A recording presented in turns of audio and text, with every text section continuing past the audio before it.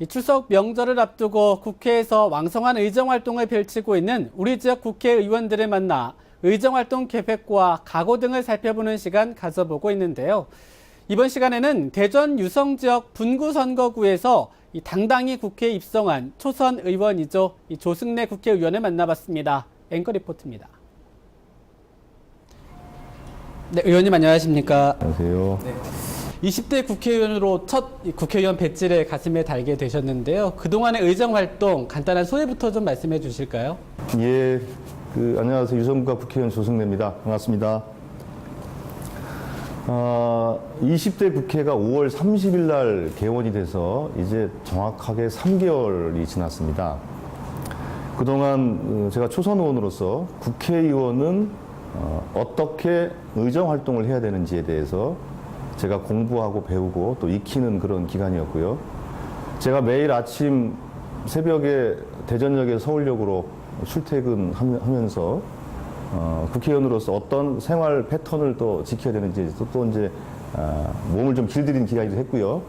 또 한편으로는 제가 교육, 문화, 체육, 관광을 소관으로 하는 교문위원회에서 일을 하게 되면서 교육부와 문화부, 문화재청의 업무에 대해서 제가 공부하고 내용을 파악하는 그런 기간으로 보냈습니다. 이를 통해서 제가 국민들께서 요구하고 계시는 과제에 대해서 제가 정리하고 그러는 시간으로 삼았습니다. 네. 이 지역구가 유성갑입니다. 유성하면 굉장히 성장 잠재력도 굉장히 많고 또 젊고 활기찬 도시 이미지가 강한데요. 지역 발전 구상 어떻게 하고 계신지 궁금합니다. 예, 유성은 전체적으로 유성하면 떠오르는 이미지가 아마도 연구단지 그리고 온천 이렇게 크게 대표적으로 떠오르실 겁니다. 유성갑 지역은 그 중에서 온천이 있는 지역이고요. 근데 온천만 있는 것이 아니라 이 지역에는 충남대, 한밭대, 카이스트와 같이 국립대가 3개나 있는 그런 도시입니다. 아마도 국립대가 3개가 있는 자치단체는 없을 겁니다. 네. 그만큼 젊고 역동적인 도시라는 것이고요. 그리고 앞서 말씀드린 것처럼 유성 온천이 있는가 하면 반면에 또 오일장이라는 또 전통시장도 있습니다. 이렇게 다양한 콘텐츠가 공존하는 도시라서 이 콘텐츠가 서로 융합을 하면서 도시 발전의 동력을 삼아야 됩니다. 저는 그 융합의 핵심에 저는 교육과 문화가 있다고 생각을 하고요. 그래서 제가 교문위원을 선택하게 된 배경이기도 합니다. 그래서 제가 국회의원으로서 일하면서 유성의 교육 문화의 발전을 위해서 그리고 이것이 다양한 콘텐츠를 서로 융합하고 이를 통해서 유성구 발전에 기여할 수 있는 그런 역할을 할 생각입니다. 네. 20대 국회가 개원한 지 말씀하신 대로 석 달 됐는데요. 의원님께서 이 저임금 노동자들의 어떤 최저임금을 보장하는 법안을 대표 발의하셨습니다. 조금 더 구체적으로 좀 설명을 해주신다면 어떨까요? 최저임금법 일부 개정안을 제가 발의를 했습니다. 지난 6월 달에 그 지역의 그 청년 관련 단체 조사한 바에 의하면 우리 지역의 67%의 청년들이 최저임금이 제대로 보장되지 않는 그런 상황이라고 통계가 나와 있습니다. 그 주된 이유가 뭐냐면 현행 최저임금의 그 표시 방법은 시급 6,000원, 시급 7,000원, 시급 5,000원 이렇게 시급으로만 표현되게 되어 있습니다. 그러다 보니까 우리는 급여를 월급 형태로 받게 되는데 그 월급에는 5일을 일하면 하루에 유급휴가를 주게 되어 있습니다. 그 월급에는 이렇게 주휴수당이 포함되어 있는 겁니다. 그러나 시급으로만 표시하게 되면 이 주휴수당이 빠지게 되면서 오히려 최저임금보다 실수령은 적게 되는 그런 결과가 생기게 되는 것이죠.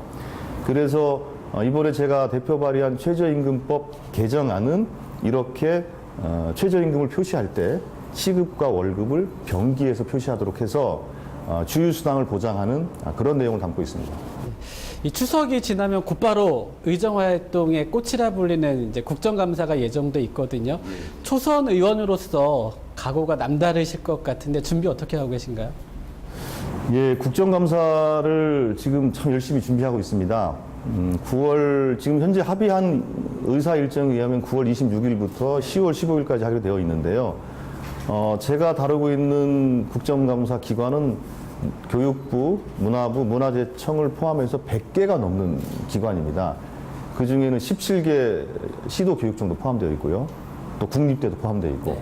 상당히 많은 그 기관들을 포함하고 있어서 사실은 준비하는데 저희 그 참모진들이 상당히 고생이 많이 있습니다. 근데 제가 이번에 국정감사의 주안점으로 두고자 하는 것은 국민들의 생활과 밀접한 또 민생과 밀접한 분야에 초점을 좀 맞추고자 합니다.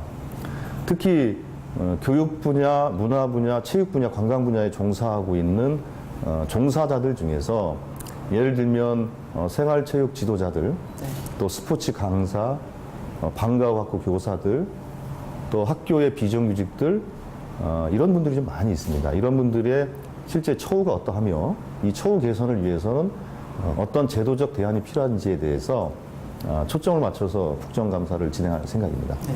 국정감사장에서 의원님의 활약상 기대하도록 예, 하겠습니다. 감사합니다. 자, 20대 국회 앞으로 긴 의정활동 기간이 남아있는데요. 어떤 큰 틀에서 어떤 포부, 계획, 각오 한 말씀 부탁드립니다. 예, 20대 국회는 국민들께서 여소야대로 출발을 시켜주셨습니다. 여소야대로 출발을 시켜주신 의미는 그동안에 그 정부와 여당이 그 국정 운영을 하면서 드러냈던 다양한 문제와 이런 부분들에 대해서 조금 한번 좀 따져보고 한번 정리를 해달라는 좀 그런 의미로 알고 있습니다. 그러면서도 국민들이 또 요구하는 것은 그것도 이제 너무 싸우지 말고 잘 서로 상의해서 일을 좀 처리해달라는 그런 거라고 저는 알고 있습니다. 그래서 이러한 그 소통과 협치의 정치가 20대 국회에서 이루어지도록 초선이지만 저도 노력을 할 것이고요.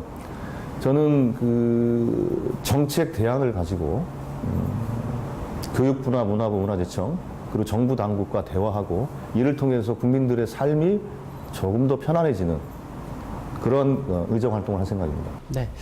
곧 있으면 추석 명절이거든요. 이 마지막으로 지역민들께 명절 인사 한 말씀 부탁드립니다. 예. 이번 여름은 워낙 무더웠습니다. 그 무더위가 한 달 넘게 가서 가히 기록적인 무더위였는데요. 아마도 이번 추석은 그 무더위를 견뎌내신 국민들한테 주는 아마도 큰 선물이 되리라 생각합니다. 비록 우리 국민들의 삶이 녹록하지 않은 건 사실이고 많은 어려움이 있지만 마음속의 여유와 또 가족들과의 편안함으로 정말 휴식을 갖는 그래서 힘든 여름을 거친 그런 보상이 되는 그런 추석이 되기를 그런 추석이 되기를 빌겠습니다. 네. 앞으로 지역 발전을 위해서 활발한 또 왕성한 의정 활동 부탁드리겠습니다. 오늘 말씀 고맙습니다. 예, 감사합니다.